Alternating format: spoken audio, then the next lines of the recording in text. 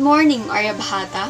I'm Ashley Berondo, and this is Haribon News, bringing you the eye of the eagle and the sky on the news in our world today.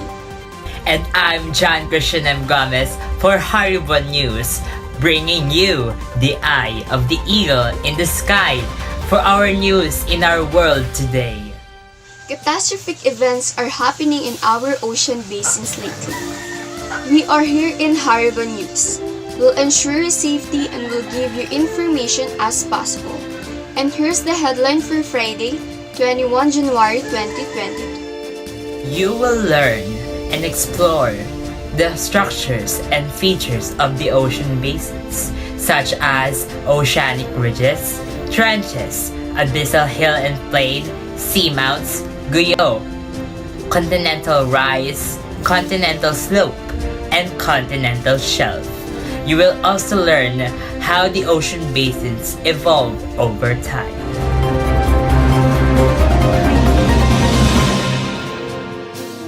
Breaking news. Mid-ocean ridges on the rise in Iceland. We have Cassandra Monsanto to give us more insights. We are here in Iceland as part of the mid-ocean ridge system.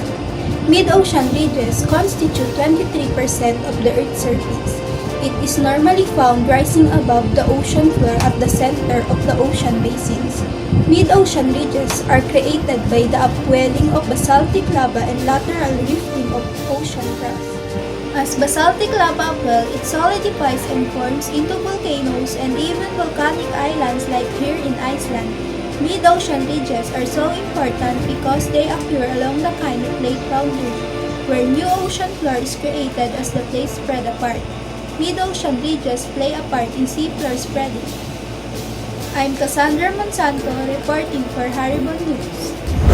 That was interesting, Monsanto. Now, it's more fun and chaotic in the Philippines. We have strange happenings in the Philippine Trench, but we have Rodel Daquiz explaining to us about the ocean trenches. Daquiz. Ocean trenches are long, narrow, steep-sided depressions that contain the greatest depths in the ocean. They typically form in locations where one tectonic plate subduct under another. Mariana Trench is the deepest ocean trench in the world, but here in the Philippines Trench is the youngest trench in the world, as hypothesized to have formed 8 to 9 years ago. And that was it. Rodel was reporting for Haribon News. Interesting indeed about ocean trenches, especially the Philippine Trench. A national landmark, but we have more shocking news to come. Abyssal hills and plain, what lies beneath the ocean basins. Reporting in the famous Hatteras Abyssal Plain, Ricarla, Garcia. The raised future found within the ocean basins. Remember that an abyss is something very deep.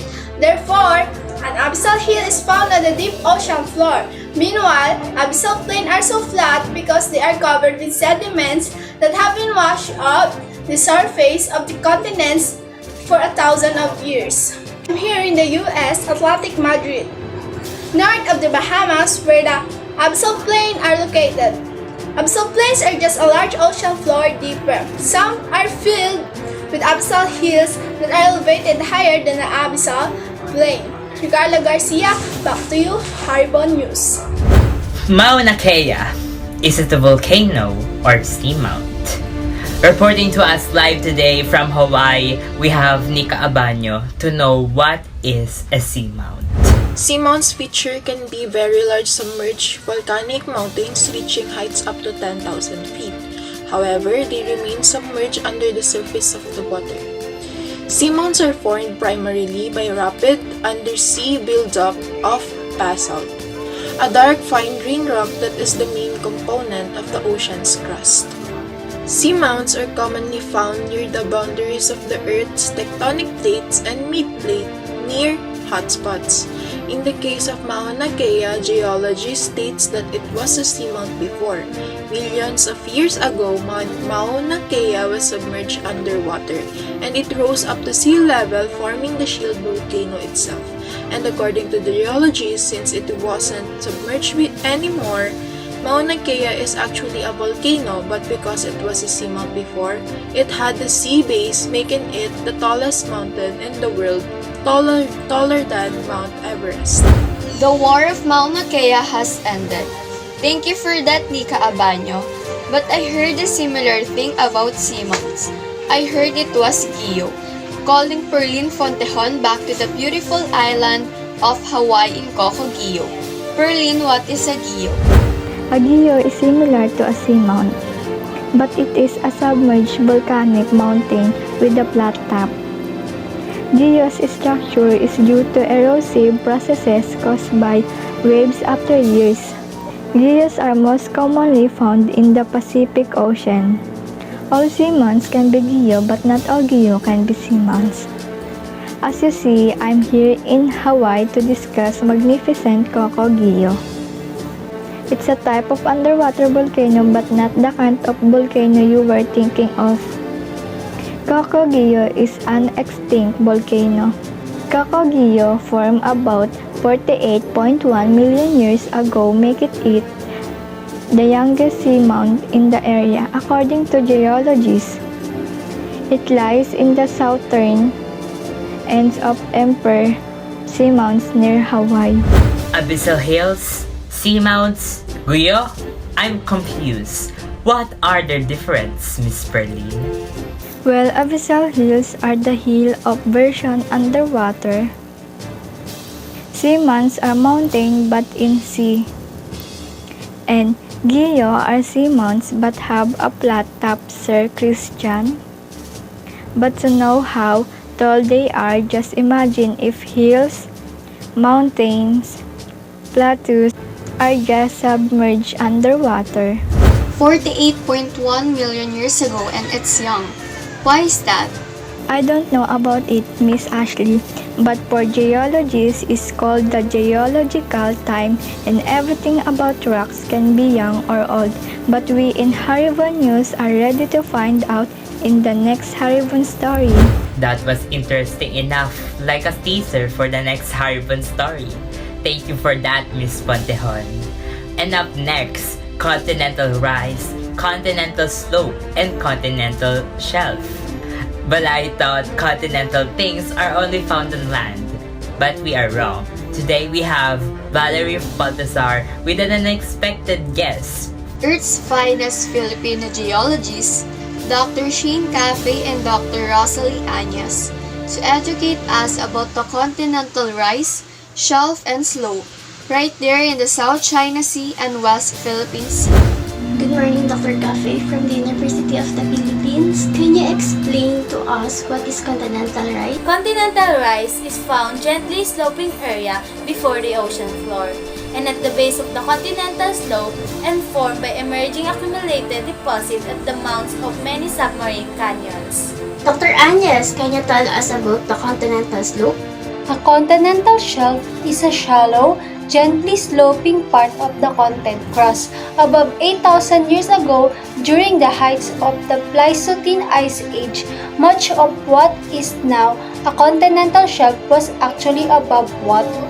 But what is a continental slope, Valerie?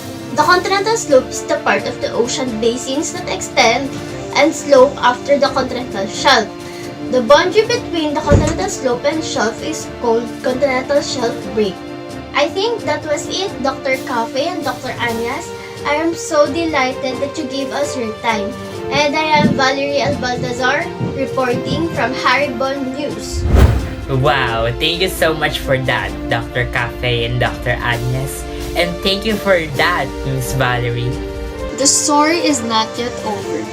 Here's the next headline for today: the evolution of ocean basins. All the ocean basins were formed as the results of tectonic forces, like from volcanic rock that was released from fissures located at the mid-oceanic ridges. The oldest rocks found in the ocean basins are approximately 200 million years ago. However, the oceanic crust is much younger than most continental crust. The reason for this difference is that tectonic processes destroy old oceanic rocks. When oceanic crust is abducted, The oceanic rock is returned to the Earth's mantle. There are 5 ocean basins from largest to the smallest, are the Pacific, Atlantic, Indian, Southern, and Arctic. The largest and deepest ocean on Earth is the Pacific Ocean. It covers 63,800,000 square miles, a third of the Earth's surface.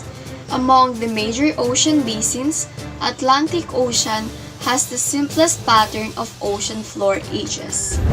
Ocean basins and continental boundaries. Both the continental and oceanic crust lie over a uniform layer called mantle. However, in terms of location and thickness, ocean basins lie much lower than the sea level, more dense and thin. Meanwhile, the continents stand high above sea level, light and thick. But how do these ocean basins evolve over the geological time? We're all familiar, of course, with Alfred Wegener, one of the greatest geologists of all time, the man who theorizes Pangea, also known the supercontinent. The formation of the ocean basins happens in the break apart of the Pangea, as Ashley mentions that the ocean basins form as the result of tectonic forces. The pieces of the Pangea submerge, creating oceans we know, and the sections became continents. To put it in perspective, the Philippines used to be the ocean. But because of the continental drift, oceanic plates rose up and create these lands, these ocean basins. And that was the news of truth and accuracy from the Haribon team. We are hoping everyone is in good condition and also hoping you have a great day ahead. This is Haribon News.